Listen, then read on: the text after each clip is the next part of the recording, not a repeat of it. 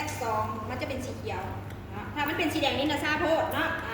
1และ2และ3และ4และมันจะเป็นสีเขียวสีเขียว สีเขียว2อันไว้ก็หันมันจะเป็นสีเขียวแบบนี้เนาะเป็นจังหวะเฮ็ดไปเรื่อยๆเนาะมันจะเป็นจังหวะแบบนั้นเนาะเฮ็ดไปเรื่อยๆไปเรื่อยๆไปเรื่อยๆจนหมด2 นาทีแมนมันจะเมื่อยเขาจะใส่แหงเนาะเอาพี่ละเมื่อยเนาะ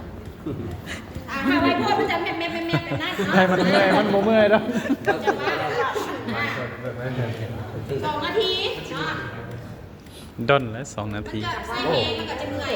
ทีนึงกันร้อยแล้วนี่ เจ้าหน้าที่กับครูนั่นเบิ่งให้เนาะ มันจะเป็นจังหวะแบบนี้เนาะ1และ2และ3และ4และ5และ6และ7เป็นจังหวะแบบนี้เนาะเป็นจังหวะแบบนี้มันจะบ่ไวแล้วก็บ่ซ่าเกินไปนะ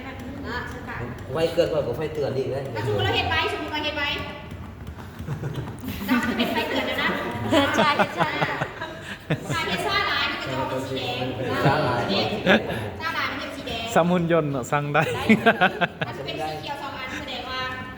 แต่มันเป็นเหตุผลมันบ่มีใช่สิได้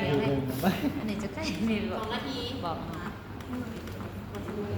หลังจากครบ2 นาทีแล้วเนาะเขาจะมาประเมินพื้นสมมติว่า2 นาทีมา อาจ ทำ จะ1 นาทีซื่อใจขาดก่อนนะ ทำที่ประจรด้วยการหายใจถ้ายังไม่มีสัญญาณเห็ดต่อถ้าเขาเมื่อยเป็นไฮบูมาเห็ดต่อแน่เปลี่ยนกันมันเมื่อยเนาะเอาจะเห็ดต่อทันทีเลยเนาะจะบ่เสียเวลา ไว้พูด เรื่อยๆไปเรื่อยๆเนาะเป็นจังหวะเสมอ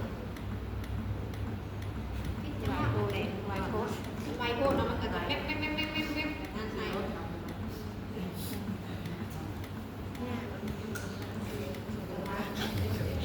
อันนี้กรณีคนเจ็บบ่มีชีพจรเด้อบ่มีการหายใจบ่มีชีพจรโอเคเนาะมันสิเมื่อยแค่2 นาทีเดียวก็เมื่อยแล้วเอาหุ่นมาแยกกันเฮ็ดแล้วพวกเจ้าสลับกันจับเวลาแค่2 นาทีเด้อมันสิเมื่อยจังไดเนาะ